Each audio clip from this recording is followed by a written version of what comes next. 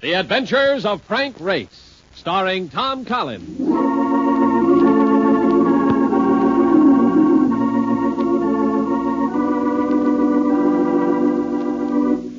The war changed many things, the face of the earth and the people on it. Before the war, Frank Race worked as an attorney, but he traded his law books for the cloak-and-dagger of the OSS. And when it was over, his former life was over, too. Adventure had become his business. The Adventures of Frank Race.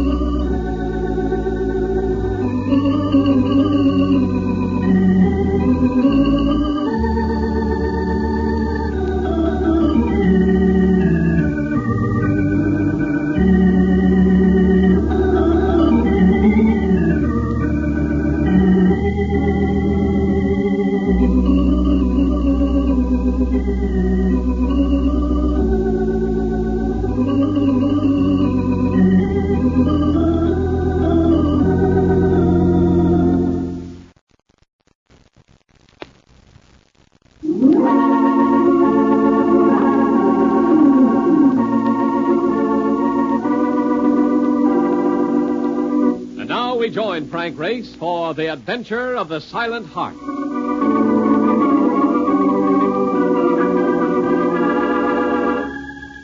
It was hot in New York.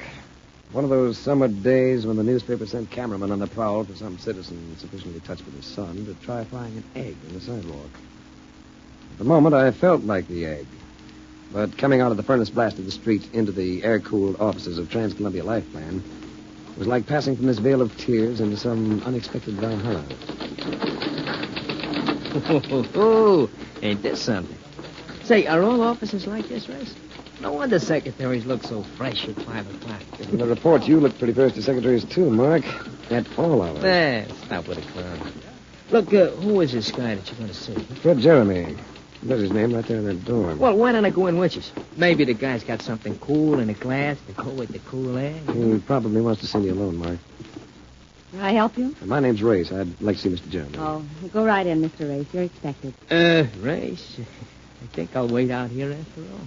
Mark, someday they'll pass a law making cab drivers wear blinkers. It'll be rough on you, boy. Rough. Take your time in it. I will. You take your time out here. Yeah. Hey, look, baby, I know a place where there is a three-piece band at I hate dancing. Now, Mark. Yeah. You try not to freeze to death while I'm gone. Fred Jeremy. Thick-lensed glasses and a high forehead. He had the look of the kid who sat next to you in school, the one who turned in his arithmetic paper 20 minutes before you finished yours. At the moment, his eyes were glued in some charts hanging on the wall. Know anything about graphs, Race? Take a look at these. Statistics on angina pectoris, heart disease. This one represents the national average of deaths due to heart ailments. That's pretty high. It is, Race. It's a big killer. What's the other chart? That represents one county in our New England district. Same disease? Yes, Race, the same disease. But notice the sharp upswing in deaths during the past year. Almost doubles the national average. Yes. Of course, it could be a coincidence. But you don't think so? Obviously not, or I wouldn't have sent for you. Race, I think there's a murder ring operating in that county. Any special pattern that the claims follow? Yes. The majority of the claims have been paid to business partners. Look at this latest one. The deceased, Richard Dodge, was insured for $50,000 by the financing partner, Arthur Becker. Mm-hmm. But Becker's original investment in the business was only $8,000. I'd like to have a copy of that report. There's one in this folder, along with a list of other cases that are suspiciously similar. Race, the town of Midville is situated on a lake right near the center of that county. It's rather popular as a vacation resort. You could use a vacation, couldn't you? I'll leave tonight. I'll let you know where I'm staying.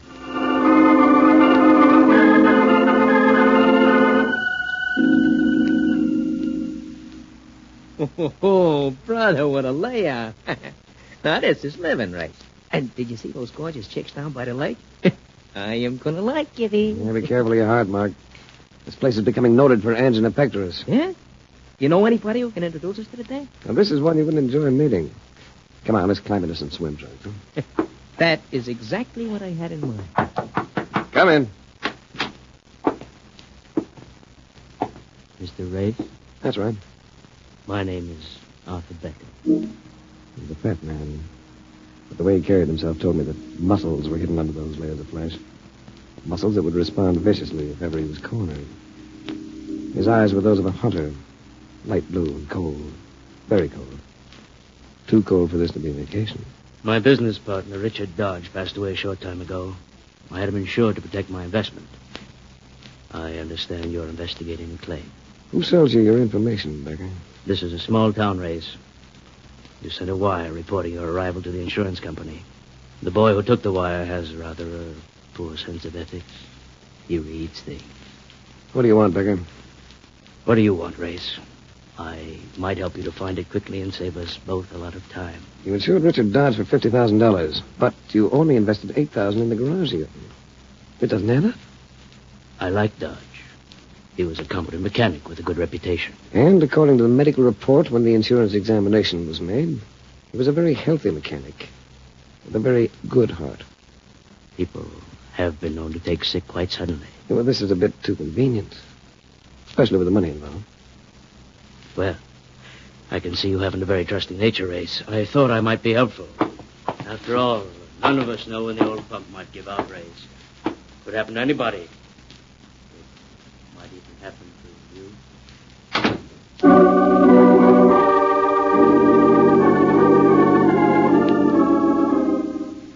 In checking around Midville, I found that Richard Dodge, the latest victim of the heart disease racket, had a mother. I went to see her. I can't understand what happened to my boy, Mr. Rafe. He was so big and strong. He played football when he was in high school, you know. Did he have any insurance? Any payable to you, I mean? Well, he did before he went into the business with Mr. Becker. But then Richard increased his old policy and made it over to Becker so that the premiums wouldn't cost too much. You mean Richard paid the premiums himself? No, I paid them. I had a little money left over from my husband's pension. I see.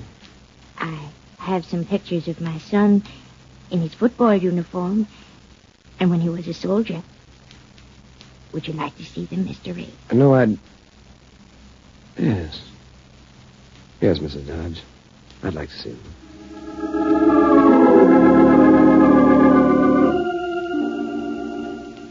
There are some pictures you can't erase from your mind. Richard Dodge had been tall and straight, clean-looking. Now there was nothing left of the little old lady who'd prayed him safely through a war, only to see him die without reason. I walked back to the hotel. Well, hey, it's about time you got back. It's been a dame looking for you.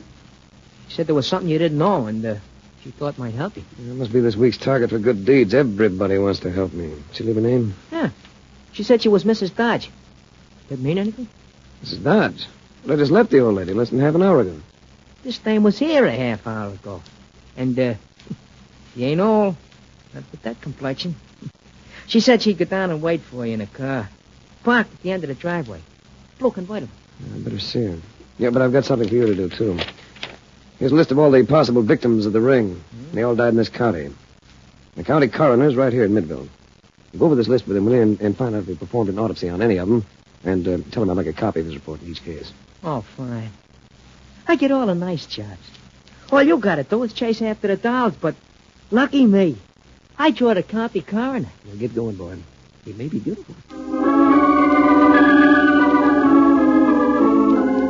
The blue convertible was at the end of the driveway, all right. The girl behind the wheel steered to the highway. I saw her face in the last glow of the sun. It was lovely. Lovely enough to make me forget for a moment why I was here. Finally, she turned into a small country lane and stopped. Got a cigarette? Here. Thanks. You didn't know Richard Dodge was married, did you? That's something I still don't know. We were married secretly more than a year ago. I don't want to sound like a house detective, but I suppose you have the license. No. Richard kept it. That was an odd choice. Most men keep the bride. Especially when she looks like you, Mrs. Dodge. Call me Ray. Ray. That's an unusual name. Not really. It stands for Lorraine. When I was a child, it was too much to handle all at once. Why did you bring me out here? Not just to tell me that Richard Dodge had a wife. Our marriage was secret. I didn't know what would come out in your investigation. You're safe. His insurance wasn't made out to you. Richard and I never announced our marriage because I was sorry I ever got into it. It wasn't until later that he told me about his heart. Told you what about his heart? He was sick. He was always afraid that he was going to die. The insurance examiner doesn't agree with him. Neither did the doctors in the United States Army. They could be wrong, couldn't they, Ray? You believe me, don't you? She leaned toward me, and her eyes were blue in the dusk. Blue and smoky as a Harlem band at midnight. Her hair brushed the side of my face, and her arms went around my neck. A man who gets kissed like that needs a strong heart. I could go very fond of you, Ray. If you'd let me. I shouldn't object, should I? After all, you recover quickly. The last man you were found out has been dead almost 2 weeks. I told you that Richard was a mistake. Whoever killed him made a mistake, too. You have no right to say he was killed, not unless you have some proof. Race. All right, Race. Well, out of the car. Get your hands up. Race, it's a holdup. Save that for the Midville Little Theater, baby. You'll never make Broadway. You keep your lip button, wise guy. Tell the dame to start the car and get out of here. Why don't you tell her? You know her name as well as you knew mine. Go ahead, sister. Beat it. Night had fallen. She had to put her lights on to turn the car on the narrow road. My back was to her, and the lights hit the man with the gun square in the face. I dove at him. I'm turning this gun into your stomach. Why don't you pull the trigger now? Let it go, you! Sure, with this. Oh, Race. Race, I was so frightened. Yeah, you're so sincere. Come on, drive me back to my hotel. Well, what about Carson? Oh. So his name's Carson. Thanks. Let's leave him there. The duel will bring him around.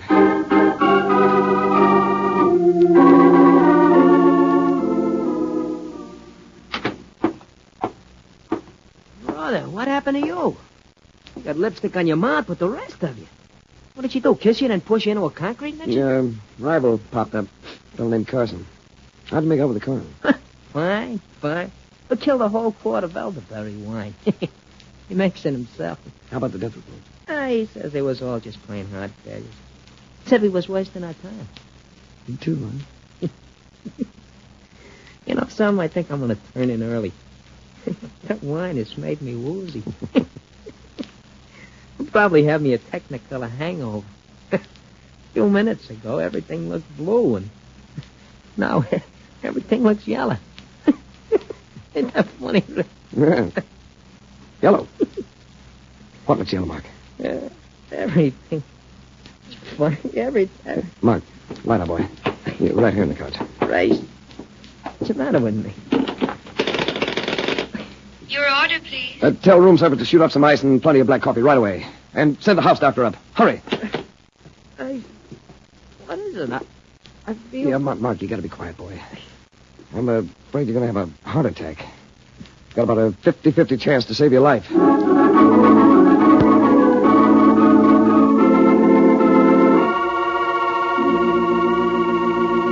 We'll return to the adventures of Frank Race in just about 1 minute.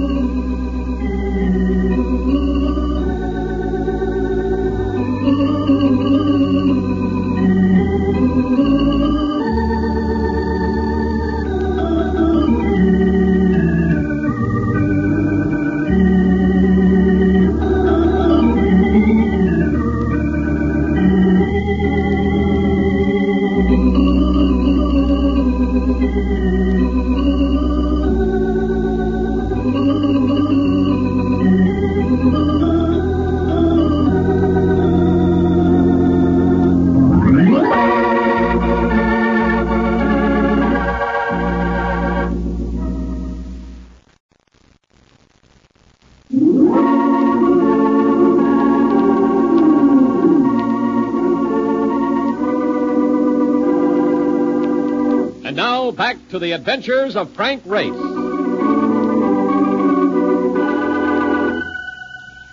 I stayed at the hotel waiting for the doctor to get finished with Mark. It was touch and go. I knew he was having a rough time of it, but while he was conscious, he never lost that grin. Made me want to go out after Becker and his mom. You operate off cue when you get like that. I knew better. How is he, Doctor? He's sleeping now. I think he'll come out of it all right. The coffee you poured into him probably saved his life. I was right about the drug, then. Yes, an overdose of digitalis. He finished it orally. If he'd gotten a bit more of it, nothing would have helped. How did you spot it? He had yellow vision. I know that color distortion's often the result of a heart depressant. Yeah, it could be caused by something else. You made a good guess. No, the nature of the case I'm working on eliminated guesswork in this instance. I'll have to make out a report, naturally. Do you know who is responsible? Not for sure, but I hope to before long. As soon as I've had a chance to sample some wine. You'd better stick to water if the gentleman you have in mind spiked his wine with digitalis. Yeah, speaking of water, I think I'll try some. I hope so. There's also some scotch over it. Yeah, thanks. This will do. What's the matter, Doctor? This water.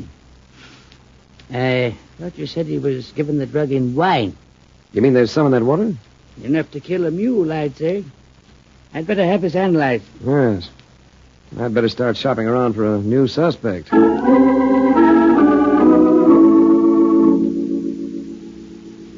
the next 12 hours, Mark slept like a log. I stayed close to him. The stuff he'd swallowed had obviously been meant for me. Made a few long-distance calls, including one to Fred Jeremy. He came up by plane loaded with information. Well, I checked for the police, Race. There's a lot of stuff. I hope you can make it fit. How about Becker? Well, there's a prison record, all right. He also has an alias. Sometimes calls himself Benjamin Delaney. Benjamin Delaney? Well, that's the name of another of the beneficiaries on a policy he paid off a couple months ago. That's right. How about Carson? You able to run down anything on him? He served time with Delaney. He's also out on parole. Good. Now, how about Richard Dodge? Any record of his marriage? Yes, he married a girl named Lorraine Gregory. A civil ceremony performed in the next county. Lorraine Gregory. The county coroner's name's Gregory. That's right, Race. She's the coroner's daughter.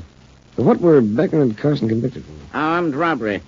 They picked a less spectacular game, but one that's all even more lethal. Race, in view of what happened to your friend, I think we could get the police to make an arrest. No, not yet, Fred. Couldn't make it stick. Why not? Because we can't prove access to the drug. It's hard to obtain. I've had every source checked and all prescriptions searched. There's no way they could have gotten their hands on the quantities used. None that we could prove. Hi, fellas. Hey, Mark, come on, now get back in bed. Ah, not a chance. Don't you know more people die in bed than any place? I'm sorry about what happened to you, Donovan. The company will try to make it up to you. Oh, thanks. But I am interested in how you could have made it up to me if I drank just a little more of this. I guess you're getting better, all right. I have been slip nickies before, you know. But this one was meant to be permanent. I would like to get my hands on the gent who's prepared it. I hope you'll get that chance. I'm going out. But there's another dame in this. Yes and no. I'm in the mood for a little elderberry wine. I'm going to visit Coroner Gregory and his daughter.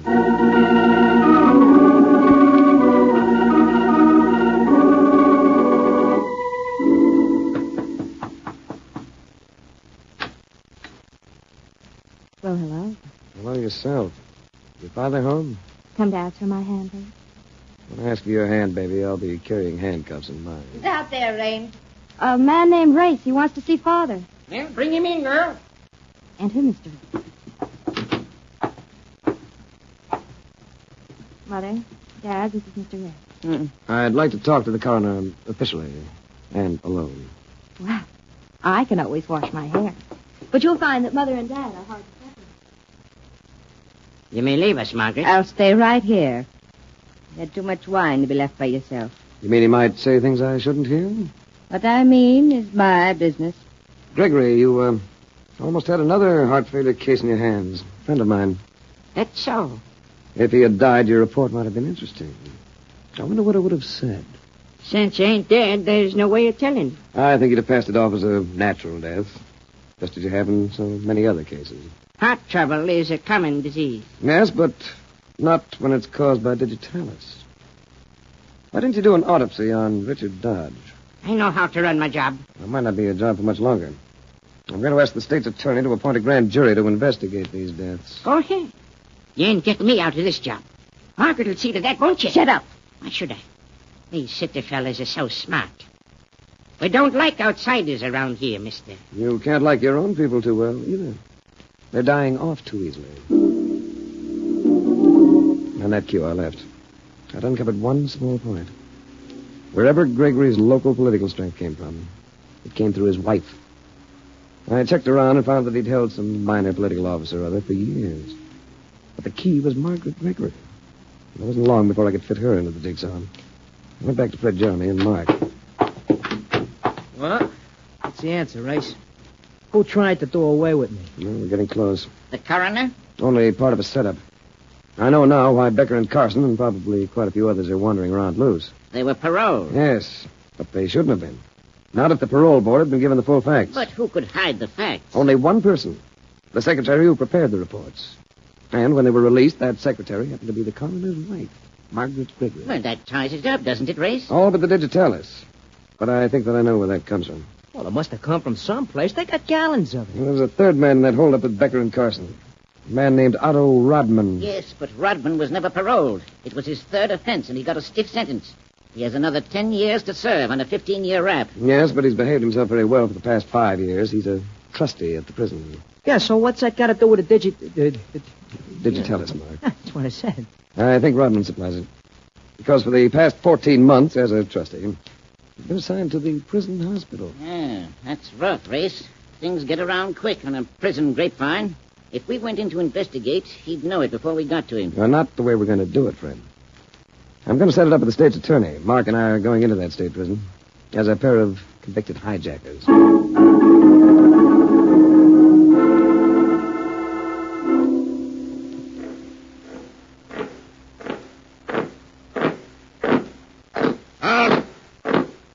All right, now, which two go to the infirmary? We do. Get in there. Here are two guys for sick call, Rodman. Probably faking. I'll see him on the way back after the doctor gets in. Okay, Mr. Seward.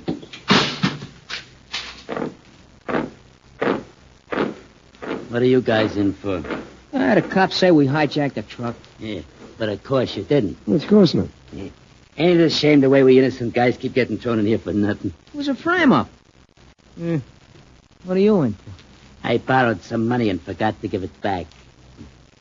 You guys really sick of just stalling? Yeah, my heart's been giving me a little trouble. I guess being in this place brings on heart attacks. Nah, you get used to it. We ain't had more than 4 hot cases in a year I've been on this job. How do you get an assignment like this? Keeping my nose clean. This better than the other spots? Yeah, grub's better. Few special privileges. Private room visitors 3 days a week. Does it work hard? Nah. Guys got to be pretty sick before they let him stay in here. Mostly it's the clerk's job. Keeping records, ordering supplies. Those books right there beside you. That looks pretty simple. Aspirin, bandages, codeine, and digitalis. Quite a lot of digitalis. Large order every month, yet you've only had 4 heart cases in more than a year. Well, the stuff spoils the stamp here. You got to make sure it's fresh.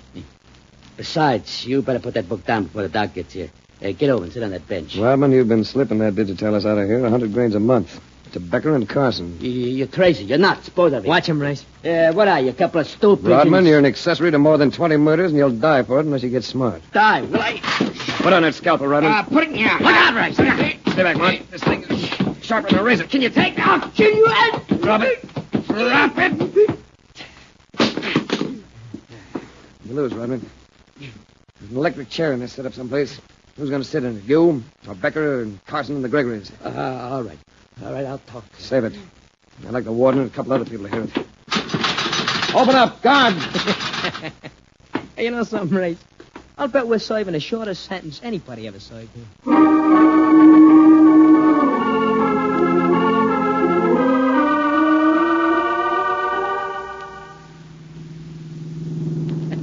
Well, Race, can you think of any reason why we should pay your fee after treating you to such a fine vacation? A vacation? Are you kidding? I almost become a corpus delicious. Oh. Mark, Latin and you do not make a team. Fred's kidding. I certainly am. What a ring. The coroner and his wife and daughter and a pair of cutthroats. Hey, you know something, Race? That Rain thing wasn't bad looking. I don't think she was so bad. Maybe her family just roped her into it, huh? She's working on your heart for the second time. What do you mean the second time? What do you think poured that stuff into your drinking water? You mean she did it? Why, that two-time and no good thing. That would have gone on if you hadn't stopped it, Race. You've saved the company a lot of money. I wanted to talk to you about that, Fred. You never paid Becker for the death of Richard Dodge, did you? No, and we won't have to now. Now, those premiums were paid by Dodge's mother, Fred. Sweet old lady. She's the real victim of this. Oh, I see what you're driving at, Race. I think I can arrange to have the claim paid to her. Ah, thanks, Fred. You're a decent guy.